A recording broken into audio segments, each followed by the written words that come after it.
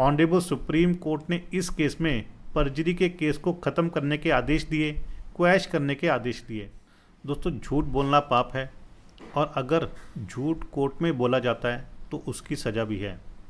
जी हाँ दोस्तों, यदि कोर्ट में इंटेंशनली जानबूझकर कोई फॉल्स एविडेंस या फॉल्स एफिडेविट दिया जाता है तो कोर्ट ऐसे में परजरी यानी कि कोर्ट से झूठ बोलने का केस फाइल कर सकती है और उसमें सज़ा भी हो सकती है। पति या पत्नी के द्वारा जब भी कोर्ट में एफिडेविट फाइल करना होता है तो दूसरी पार्टी इसी ताक में रहती है कि आपके एफिडेविट में क्या गलत चीज़ लिखी गई है, क्या झूठ लिखा गया है। छोटी से छोटी बात को भी इस तरह से इंटरप्रेट किया जाता है कि ऑपोजिट पार्टी के द्वारा कोर्ट से झूठ बोला गया है, फिर चाहे वो पति हो या पत्नी हो। कोशिश यही होती है कि वो ऑपोजिट पार्टी के खिलाफ सेक्शन 340 CRPC, जो कि अब नए कानून भारतीय नागरिक सुरक्षा संहिता का सेक्शन 379 है, उसकी एप्लीकेशन लगाकर परजरी का केस फाइल किया जाए कि कोर्ट से झूठ बोला गया है। लेकिन अब सवाल ये उठता है कि क्या चीज़ कोर्ट में झूठ मानी जाएगी। ये कौन डिसाइड करेगा कि व्यक्ति के द्वारा झूठी स्टेटमेंट या झूठा एफिडेविट दिया गया है। अगर कोर्ट ने ये कह दिया कि आपने झूठ बोला है तो क्या कोर्ट की बात पत्थर की लकीर हो जाएगी? क्या ऐसे में आपका कोई भी बचाव संभव नहीं है और आपको सज़ा होकर रहेगी?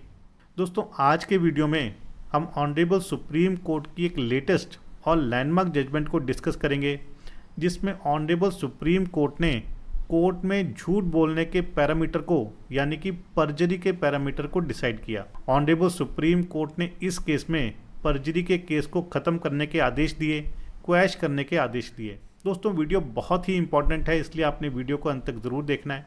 और यदि आपने अभी तक चैनल को सब्सक्राइब नहीं किया है तो चैनल को सब्सक्राइब कर लीजिए। इन केस आपकी कोई भी लीगल समस्या है, लीगल प्रॉब्लम है, तो वो आप मुझे भेज सकते हैं। यदि आप अर्जेंटली मुझसे बात करना चाहते हैं, अपने मैटर को डिस्कस करना चाहते हैं, तो आप ईमेल से 1-to-1 सेशन की अपॉइंटमेंट भी ले सकते हैं। दोस्तों, सबसे पहले हम जान लेते हैं कि परजरी है क्या। देखिए, परजरी का मतलब है कोर्ट में झूठा एफिडेविट, झूठे गवाह या झूठे एविडेंस पेश करना ताकि कोर्ट को सच्चाई का पता ना लग सके और कोर्ट को धोखे में रखा जा सके। दोस्तों, पुराने कानून यानी कि IPC में इसकी धारा थी सेक्शन 193 इंडियन पिनल कोड और नए कानून में यानी कि भारतीय न्याय संहिता में इसका सेक्शन है सेक्शन 229। दोस्तों, अगर ये प्रूव हो जाता है कि कोर्ट में झूठा एफिडेविट दिया गया है, फॉल्स एविडेंस दिया गया है, तो ऐसे में 7 साल तक की सज़ा हो सकती है और 10,000 रुपये तक का फाइन भी लग सकता है। दोस्तों, इस केस में एक महिला के द्वारा अक्यूज के खिलाफ 376 और 506 IPC के तहत केस फाइल किया गया। महिला का आरोप था कि व्यक्ति ने झूठ बोलकर शादी का झांसा दे करके उसके साथ संबंध बनाए और अब उसे परेशान कर रहा है, उसके साथ अश्लील हरकतें कर रहा है। दोस्तों, महिला की कंप्लेंट के बेसिस पर अक्यूज के खिलाफ FIR दर्ज की गई।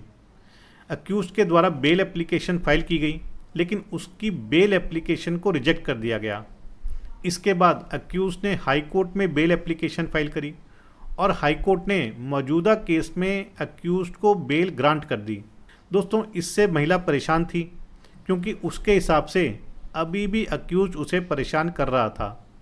ऐसे में महिला के द्वारा हाई कोर्ट में उसकी बेल को कैंसिल करने के लिए कैंसिलेशन पिटीशन फाइल की गई। दोस्तों, हाई कोर्ट ने महिला की बेल कैंसिल करने वाली एप्लीकेशन को डिसमिस कर दिया, लेकिन हाई कोर्ट ने अक्यूज के खिलाफ परजरी का केस फाइल करने के आदेश दिए। हाई कोर्ट का कहना था कि महिला ने अपने एफिडेविट में कुछ फैक्ट्स के बारे में लिखा है जिसको अक्यूज ने पूरी तरह से डिनाई कर दिया है और डिनाई करने के साथ साथ अक्यूज ने अपना वर्जन यानी कि अपनी डिफेंस भी दी है कि उसके हिसाब से फैक्ट्स क्या हैं।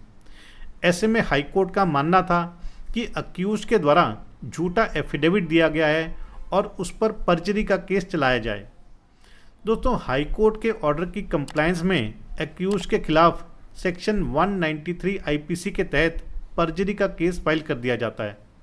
अक्यूज हाई कोर्ट के ऑर्डर के खिलाफ ऑनरेबल सुप्रीम कोर्ट में अपील फाइल करता है। दोस्तों सुप्रीम कोर्ट के सामने अक्यूज का कहना था कि उसके द्वारा झूठा एफिडेविट नहीं दिया गया है। एफिडेविट में जो भी उसने लिखा है वो झूठ बोलने की कैटेगरी में आता ही नहीं है, यानी कि परजरी के अंडर वो फॉल नहीं करता है। दोस्तों सुप्रीम कोर्ट के द्वारा उस महिला और अक्यूज दोनों के एफिडेविट को बड़े ध्यान से पढ़ा जाता है।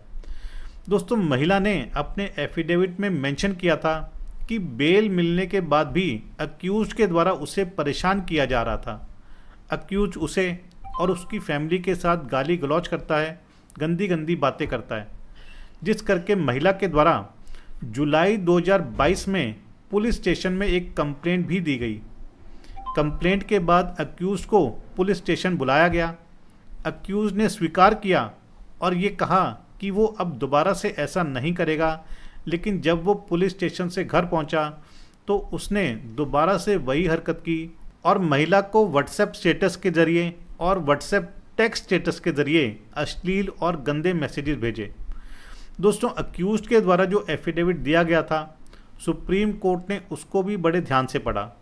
अक्यूज ने अपने एफिडेविट में इन सभी तथ्यों को मना कर दिया था, डिनाई कर दिया था कि ऐसा कुछ भी नहीं हुआ है, बल्कि अक्यूज का अपने डिफेंस में ये कहना था, ये स्टैंड था कि उसने महिला को कांटेक्ट नहीं किया, बल्कि महिला ने उसको कांटेक्ट किया और उसके साथ गाली गलौज करी, गंदी भाषा का इस्तेमाल किया। अक्यूज ने यह भी मेंशन किया कि व्हाट्सएप स्टेटस या व्हाट्सएप टेक्स्ट स्टेटस किसी भी तरह से मैसेज की कैटेगरी में नहीं आते हैं और ना ही ये किसी को भेजे जाते हैं।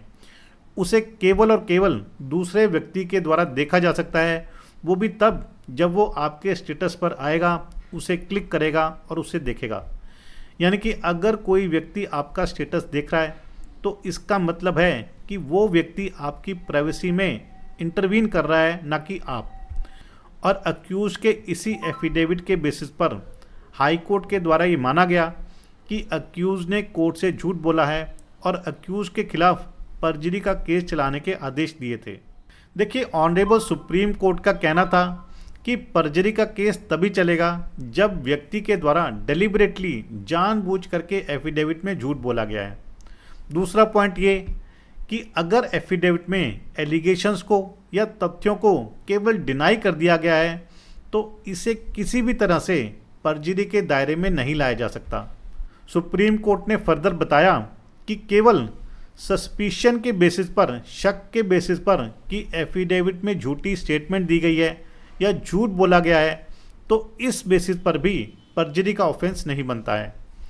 इसी तरह अगर एफिडेविट में कोई स्टेटमेंट इनकरेक्ट है या अनएक्यूरेट है तो भी परजरी का केस नहीं बनता है।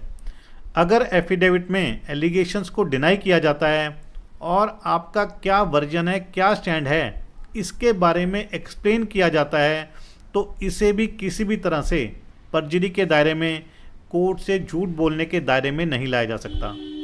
दोस्तों ऑनरेबल सुप्रीम कोर्ट का कहना था कि मौजूदा केस में अक्यूज के द्वारा अपने एफिडेविट में केवल और केवल महिला के एलिगेशंस को डिनाई किया गया है और अक्यूज का अपना क्या स्टैंड है इसके बारे में उसने लिखा है।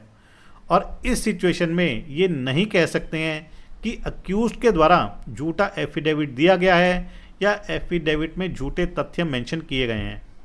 ऑनरेबल सुप्रीम कोर्ट ने अक्यूज की अपील को एक्सेप्ट किया और हाई कोर्ट के ऑर्डर को सेट असाइड करके परजरी के केस को ख़त्म करने के, क्वैश करने के आदेश दिए।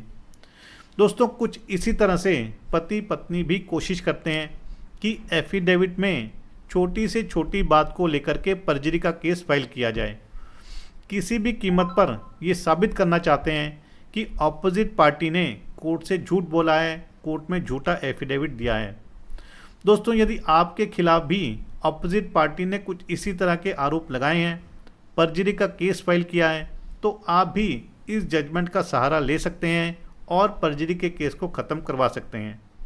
दोस्तों इस जजमेंट पर आपके क्या विचार हैं ज़रूर शेयर कीजिएगा। यदि आपकी कोई लीगल समस्या है, लीगल प्रॉब्लम है, तो वो भी आप मुझे भेज सकते हैं। इस जजमेंट का लिंक मैं आपको डिस्क्रिप्शन में दे दूंगा, वहाँ जाकर के आप इसे डाउनलोड करके पढ़ सकते हैं, समझ सकते हैं और अपने केस के फैक्ट्स के अनुसार यूज़ भी कर सकते हैं। तो आशा करता हूँ कि आपको वीडियो पसंद आया होगा। यदि वीडियो पसंद आया तो वीडियो को लाइक और शेयर ज़रूर कीजिएगा। चैनल को सब्सक्राइब करना मत भूलिएगा। अगली बारी मिलेंगे नए वीडियो में नए टॉपिक के साथ। तब तक के लिए धन्यवाद। जय हिंद।